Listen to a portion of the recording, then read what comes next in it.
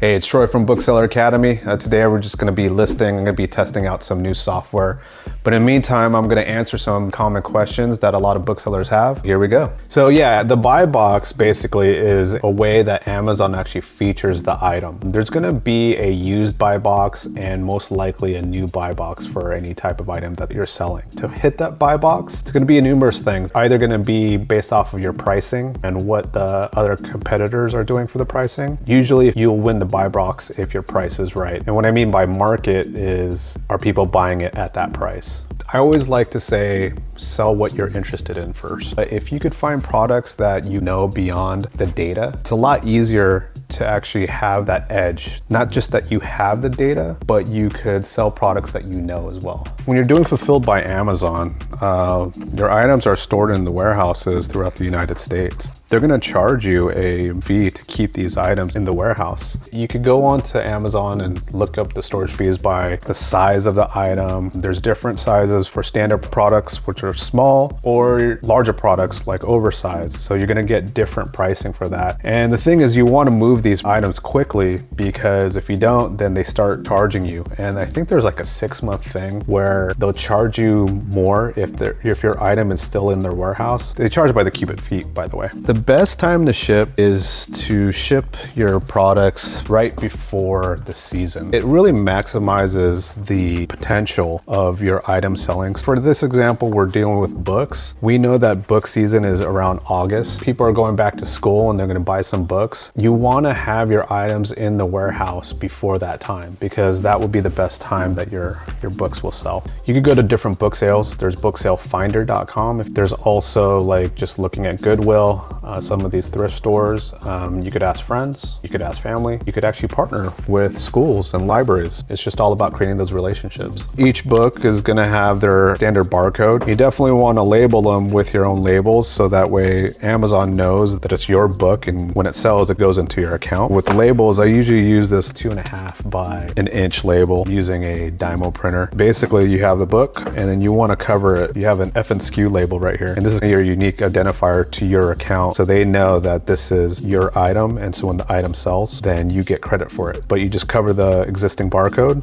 and that's how it works. 2 different strategies. For books, I personally like using Fulfilled by Amazon because I don't want to deal with the actual shipping of it. But then there's also opportunity for doing merchant fulfilled as well. As long as you have a system that you can pick your books when a order comes in, then I don't see any problem doing merchant fulfilled. But for me, the way to go is Fulfilled by Amazon. So if you're just gonna scout out on the field, you definitely wanna get some type of small scanner. I use a KDCI scanner that I kind of just hold in my pocket. It's really discreet, no one really notices. And then I just pair it up to my phone via Bluetooth, and then I've been scanning the barcodes. As far as the software, if you're starting out, you could use the Amazon Seller app. I don't recommend it, but there is also Scout IQ, there's Scoutly, but we have one as well if you want to use it. It's bookselleracademy.com, and we just have our own handheld scanner that gives the same information that everyone gets. So all this information is coming from an API. Any developer will have access to this information, but it's just really all about the user interface and what you're kind of used to. So yeah, I recommend all of those.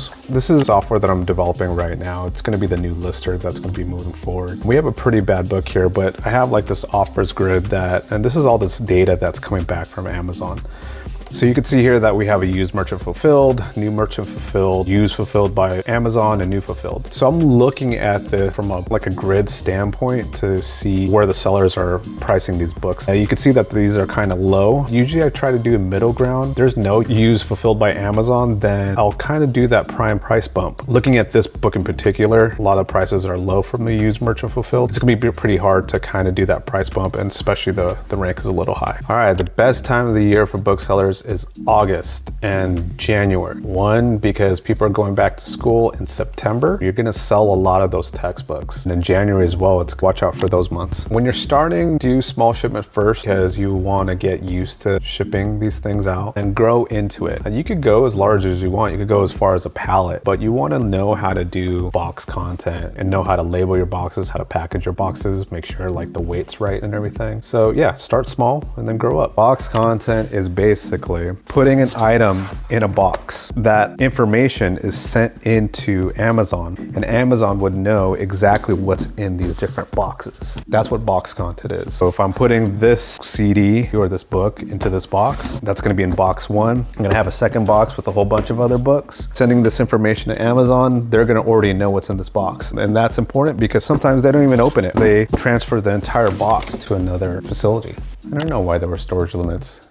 I could assume why there were storage limits. Storage limits were because like maybe they had shipping issues. Maybe they didn't have a lot of the employees to run the shipments or run the warehouses. But I also think Amazon's facilities were just getting full. A lot of people sending in as much as they can. Oh yeah, absolutely. At some point that tends to max out their capacity. Yeah, 100%. I get this question a lot. It's never too late. There will always be products out there for you to sell. It's just understanding the market. It might not be books, it could be toys. It could be household items. As far as picking what type of category you want to sell in, you know, as long as you understand the seasonality of it, then it's really never too late. There might be all this competition here and there, but I've been in the game for so long that every business has their ups and downs. There's gonna be slow months and there's gonna be really strong months. You really have to strategize how your products move. You can't just send it in because everyone else is telling you you have to send it in during those months. Gain an edge beyond the data. We could go back to basics about the rank. I'm gonna bring you to my whiteboard right here. Amazon is a marketplace. So their customer, it's consumers. So marketplace is a site where you have all these different products. And the reason why consumers will shop at this marketplace, as long as the marketplace is actually delivering the best-selling products. And that's the only way that marketplace is going to be successful. How does this marketplace provide the product to the consumers? There's gonna be a whole bunch of different criterias. I'm gonna call these criterias, right? One of them is rank. The other one is listing, which is like the pictures and stuff like that. The other one is the actual rating. Right now we are just focusing on rank. Let's say you have 10 books. If you have 10 books, how would you find the bestseller out of those 10 books? You have to rank them. And the only way to rank them is by tracking the sales. So if I were to create a ranking system, 1 through 10, every book is starting off with a 10 rank. As a single book sells, it's cut in half, or the rank drops, right? Because we want to see what rank is number 1. The more people buy that book, the rank drops, and then now you could do an order by rank. That's how the ranking system works. So you'll get the top level book of what's been selling the most. And that rank keeps dropping because an order by query, I don't need me to get too far on this, but an order by query, you can order it by rank and it'll automatically go 1, 2, 3, 4, 5, 6, 7, 8, 9, 10.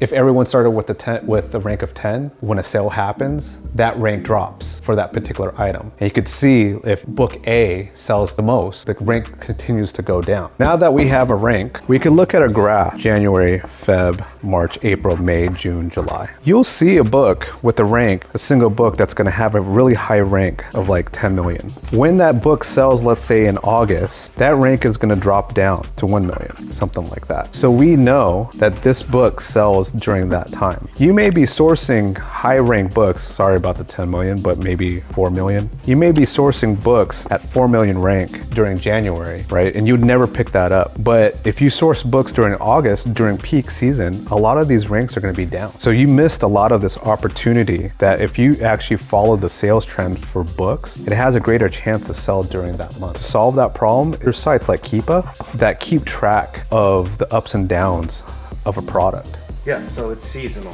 Yeah. You're gonna see different numbers depending on when you're scanning the book. And so what you really want to keep an eye out for is how often it appears to sell. Oh yeah. And you can achieve that by looking at a tool like Keepa, which will show you how many times it sells per year, for example. And remember, rank is only one feature. You have to look at the quality of the listing, the quality of the star rating. These are all algorithms that play a part in the actual sale of the item. You could focus on rank all day, but it's only going to tell you one story. Typically, if the listing's great, the rank's going to be great. Typically, if the ratings are great, you know, the rank's gonna be low as well. But it's natural to be a low rank because all these 3 items hit that criteria. Now Amazon as a marketplace can successfully deliver the products, the best-selling products to the consumer. If Amazon can't deliver that, then they start losing people.